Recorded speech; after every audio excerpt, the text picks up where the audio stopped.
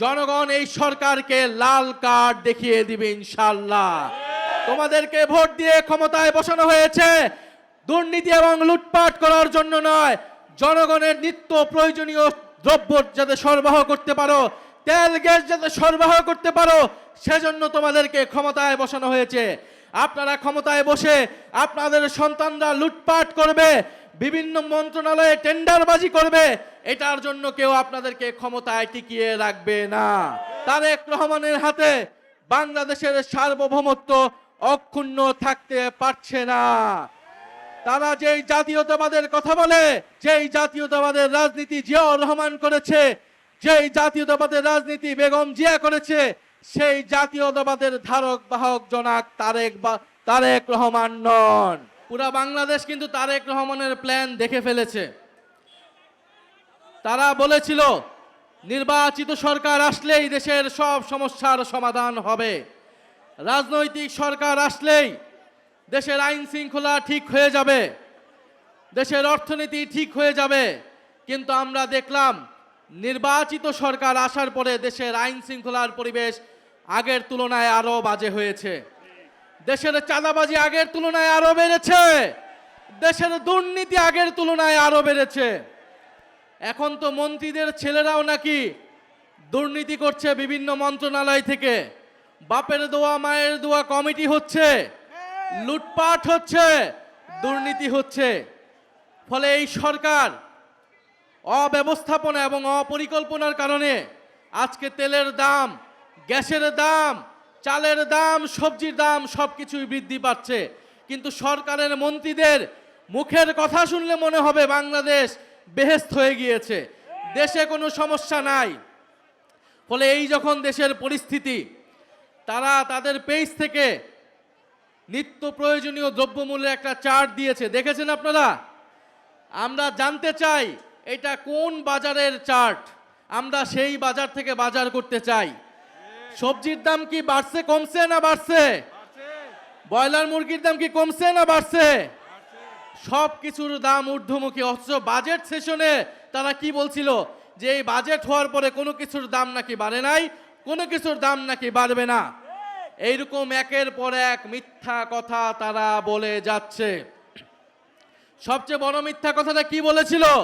নির্বাচনের সময় বলেছিল গণভোটে আপনারা হ্যাঁ ভোট দিন, জুলাই সনদ আপনারা বাস্তবায়ন করুন।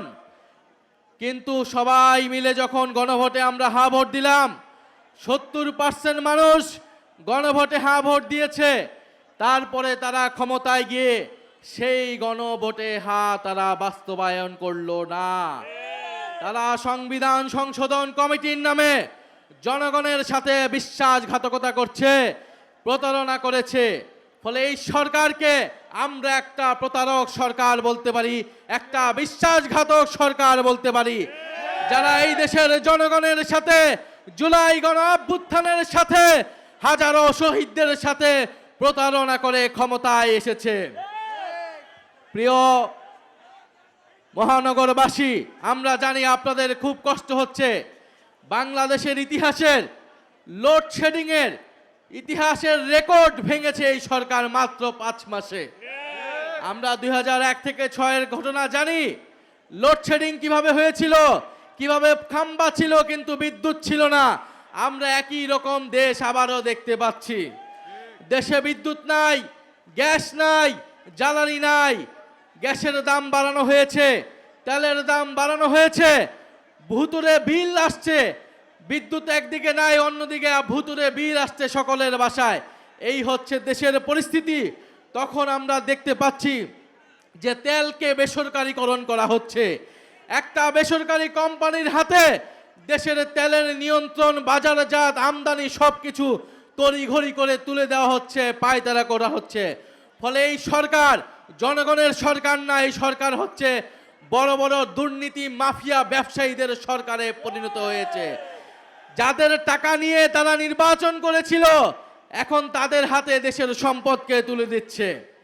ফলে বিএনপির সরকার আমরা দেখেছি যে তারা যারা ব্যাংক লোপাটকারী তাদেরকে সুযোগ করে দিয়েছে, যারা ঋণ খেলাপি তাদেরকে সংসদে দিয়েছে, মন্ত্রণালয়ে দিয়েছে, যারা তাদের নির্বাচনে হেরে গিয়েছে তাদেরকে সিটি কর্পোরেশনে প্রশাসক বানিয়েছে। রাষ্ট্রের টাকা খরচ করে তারা নিজেদের নির্বাচনী প্রচারণা করছে। দেশের সকল প্রতিষ্ঠানকে তারা দলীয়করণ করছে। নির্বাচন কমিশন থেকে শুরু করে স্থানীয় সরকার সব কিছুতে দলীয় লোক বসিয়ে দুর্নীতি এবং লুটপাট শুরু করেছে। আপনারা দেখবেন সারা দেশে ইউনোদেরকে মারধর করা হচ্ছে ফ্যামিলি কার্ডের জন্য। কারা মারধর করছে? ছাত্র দল, যুব দল এবং বিএনপির নেতা কর্মীরা। তার মানে ফ্যামিলি কার্ড, কৃষক কার্ড, যে কার্ডের রাজনীতি, সব কার্ড জনগণ পাচ্ছে না। কারা পাচ্ছে? তাদের সন্ত্রাসী বাহিনীরা, তাদের চাঁদাবাজ বাহিনীরা পাচ্ছে এবং সেটার জন্য প্রশাসকদেরকে তারা চাপ দিচ্ছে, ইউনো ডিসিদেরকে তারা চাপ দিচ্ছে, তারা মারধর করছে। এই যখন দেশের পরিস্থিতি, জনগণ এই সরকারকে লাল কার্ড দেখিয়ে দিবে ইনশাআল্লাহ। আগামী স্থানীয় সরকারে দেখিয়ে দিবে, নির্বাচনে দেখিয়ে দিবে এবং আগামীতে যে আন্দোলন আসছে সেই আন্দোলনও দেখিয়ে দিবে। আমরা একটা কথা স্পষ্টভাবে বলতে চাই, জাতীয় নাগরিক পার্টি এনসিপি দেশের পরিবর্তনের জন্য, সংস্কারের জন্য আমরা গণ অভ্যুত্থানে অংশ নিয়েছিলাম এবং আমরা নির্বাচনে অংশ নিয়েছিলাম। আমরা আপনাদেরকে বলেছিলাম যে গণভোটে হ্যাঁ ভোট দিন, হ্যাঁ ভোট দিলে দেশের সংস্কার হবে, পুলিশের সংস্কার হবে, বিচার ব্যবস্থার সংস্কার হবে, স্থানীয় সরকারের সংস্কার হবে, মিডিয়ার সংস্কার হবে। আমরা সেই প্রতিশ্রুতি অনুযায়ী এই সরকার যদি গণভোটের গণরায় বাস্তবায়ন না করে, আমরা এই সরকারকে ক্ষমতায় থাকতে দেব না। এই সরকার যদি গ্যাস সরবরাহ করতে না পারে, গ্যাসের দাম যদি দাম না কমায়, বিদ্যুৎ যদি সরবরাহ করতে না পারে, কলকারখানা বন্ধ হয়ে যাচ্ছে, শিল্প কারখানা বন্ধ হয়ে যাচ্ছে, ব্যবসা বাণিজ্য বন্ধ হয়ে যাচ্ছে, চাঁদাবাজির কারণে কেউ ব্যবসা করতে পারছে না। এই সকল পরিস্থিতির যদি পরিবর্তন করতে না পারে, আমরা এই সরকারকে ক্ষমতায় থাকতে দেব না। তোমাদেরকে ভোট দিয়ে ক্ষমতায় বসানো হয়েছে দুর্নীতি এবং লুটপাট করার জন্য নয়, জনগণের নিত্য প্রয়োজনীয় দ্রব্য যাতে সরবরাহ করতে পারো, তেল গ্যাস যাতে সরবরাহ করতে পারো, সেজন্য তোমাদেরকে ক্ষমতায় বসানো হয়েছে। আপনারা ক্ষমতায় বসে আপনাদের সন্তানরা লুটপাট করবে, বিভিন্ন মন্ত্রণালয়ে টেন্ডারবাজি করবে, এটার জন্য কেউ আপনাদেরকে ক্ষমতায় টিকিয়ে রাখবে না। ফলে নগরবাসী এখনো ধৈর্যের পরীক্ষা দিচ্ছে। যাত্রাবাড়ি থেকে কারেন্ট থাকে না? নাই। যাত্রাবাড়িতে কারেন্ট থাকে না, যাত্রাবাড়িতে গ্যাস থাকে না। আমরা জানি এই যাত্রাবাড়ি গণ অভ্যুত্থানের অন্যতম হটস্পট ছিল। আজকে মঞ্চে আমাদের শহীদ পরিবারের সদস্যরা বসে রয়েছেন, জুলাই যোদ্ধা যারা পঙ্গুত্ব বরণ করেছেন, যারা চোখ হারিয়েছেন, তারা বসে রয়েছেন। এখানে মাদ্রাসার ছাত্ররা এসেছেন, আলেম ওলামারা এসেছেন। আপনারা ভূমিকা রেখেছিলেন গণ অভ্যুত্থানে, আপনাদের ভূমিকার কারণে জুলাই অভ্যুত্থান সংগঠিত হয়েছিল, সফল হয়েছিল। সেই বিচার কিন্তু আমরা এখনো পাই নাই। অন্তর্বর্তী সরকারের সময় যে বিচার যতটুকু হয়েছিল ততটুকুই রয়েছে এই সরকার। অন্তর্বর্তী সরকারের পরে কোনো কার্যক্রম করতে পারে নাই। প্রিয় বন্ধুগণ, এখানে শহীদ পরিবাররা আছে কিসের জন্য? বিচারের জন্য। আমরা সংস্কার চাই এবং আমরা বিচারও চাই। সংস্কার এবং বিচার ছাড়া, আমরা সংস্কার এবং বিচার ছাড়া আমরা এই সরকারের কোনো ম্যান্ডেট নাই আমরা মনে করি। 5ই আগস্ট আপনারা দেখেছেন যে দিল্লিতে একটা প্রেস ব্রিফিং হয়েছে।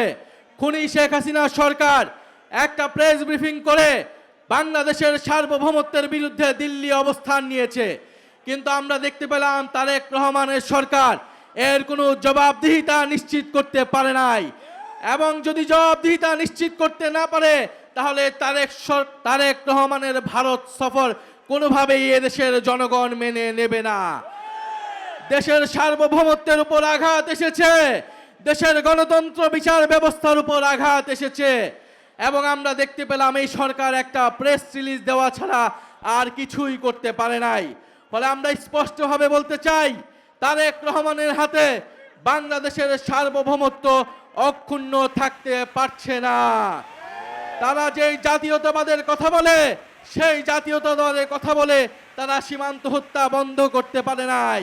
তারা যদি এখন ভারতের সাথে আপোষ করে, তারা যদি ভারতে সফর করে, তার মানে দেশের জনগণ ভেবে নেবে যেই জাতীয়তাবাদের রাজনীতি জিয়াউর রহমান করেছে, যেই জাতীয়তাবাদের রাজনীতি বেগম জিয়া করেছে, সেই জাতীয়তাবাদের ধারক বাহক জনাক তারেক রহমান নন। ফলে আমরা বলতে চাই আজকের এই গণসমাবেশ থেকে যে জুলাই গণ অভ্যুত্থানের বিচার নিশ্চিত করতে হবে, খুনিদের বিচার নিশ্চিত করতে হবে, সংস্কার নিশ্চিত করতে হবে এবং অবিলম্বে বিদ্যুৎ দিতে হবে, বিদ্যুতের দাম কমাতে হবে, গ্যাসের দাম কমাতে হবে এবং চাল ডাল সহ নিত্য প্রয়োজনীয় দ্রব্যমূল্যের দাম কমাতে হবে। কিভাবে কমাবেন আমরা জানি না, কোনো অজুহাত দেওয়া চলবে না। আপনাদেরকে হয় ক্ষমা চাইতে হবে, নয় সেগুলার দাম কমাতে হবে। কারণ নির্বাচনের আগে আপনারা প্রতিশ্রুতি দিয়েছেন আপনারা তেলের দাম, বিদ্যুতের দাম আপনারা কমাবেন এবং বিদ্যুৎ সরবরাহ নিশ্চিত হবে। ফলে আমরা আজকের সমাবেশ থেকে আমরা বলতে চাই যে এখানে আমাদের ইসাক ভাই আছেন, তার নেতৃত্বে ঢাকা মহানগর দক্ষিণ এনসিপি নিয়ে এগিয়ে যাচ্ছে আমাদের আসিফ মাহমুদ, যিনি স্থানীয় সরকার দায়িত্বে থাকার সময় ঢাকা শহরের মানুষের জন্য অনেক কাজ করেছেন। উনিও আপনাদের দ্বারে দ্বারে যাচ্ছেন এবং আমাদের এই মহানগরের যারা নেতৃবৃন্দ রয়েছেন, ছাত্র শক্তি, যুব শক্তি, শ্রমিক শক্তি, নারী শক্তি, আপনারা সকলে ঢাকা মহানগর দক্ষিণকে শক্তিশালী করুন। এই ঢাকা মহানগর দক্ষিণ থেকে আগামীর আন্দোলনের নেতৃত্ব দিবে এনসিপি। জনগণকে সাথে নিয়ে আপনারা এই তেল, গ্যাস, বিদ্যুৎ এটার দাবিতে দুর্বার আন্দোলন গড়ে তুলুন। ইনশাল্লাহ আমরা জনগণের পক্ষে থাকব। যেভাবে জুলাই গণ অভ্যুত্থানে আমরা ছিলাম সেভাবে আমরা থাকব। এই ইনকিলাব ইনকিলাব, ক্ষমতা না জনতা, ইয়াপস না সংগ্রাম, দালালি না রাজপথ, গোলামি না আজাদি, অ্যাকশন টু অ্যাকশন, এই চাঁদাবাজির বিরুদ্ধে, এই দুর্নীতির বিরুদ্ধে, লুটপাটের বিরুদ্ধে, এই সন্ত্রাসীদের বিরুদ্ধে, এই গ্যাস দে, বিদ্যুৎ দে, নইলে গদি ছাইরা দে, এই গ্যাস দে, বিদ্যুৎ দে, নইলে গদি ছাইরা দে, এই গ্যাস দে, বিদ্যুৎ দে, এই তেল দে, পানি দে, গ্যাস দে, বিদ্যুৎ দে, এই গণভোটের গণরায় এই বাস্তবায়ন করতে হবে। এই গণভোটের গণরায়, গণভোটের গণরায়, এই হামলা করে এই আন্দোলন, এই মামলা দিয়ে এই আন্দোলন, এই ভয় দেখিয়ে এই আন্দোলন, অ্যাকশন টু অ্যাকশন, এনসিপির অ্যাকশন, এই চাঁদাবাজের বিরুদ্ধে, এই স্বৈরাচারের বিরুদ্ধে, এই সন্ত্রাসীদের বিরুদ্ধে, এই দিয়েছি তো রক্ত, আরো দেব রক্ত, এই তেল দে, বিদ্যুৎ দে, এই গ্যাস দে, বিদ্যুৎ দে, গ্যাস দে, পানি দে, এই তেল দে, বিদ্যুৎ দে, এই গণভোটের গণরায় এই বাস্তবায়ন করতে হবে। এই গণভোটের গণরায় এই বাস্তবায়ন করতে হবে। আমরা সবাই হাদি হব, এই যুগে যুগে লড়ে যাব, আমরা সবাই হাদি হব। তুমি কে আমি কে, এই তুমি কে আমি কে, আবু সাইদ মুগ্ধ, শেষ হয়নি যুদ্ধ, আবু সাইদ মুগ্ধ, এই ক্ষমতা না জনতা, এই দিল্লি না ঢাকা, এই দিল্লি না ঢাকা, ইনকিলাব ইনকিলাব।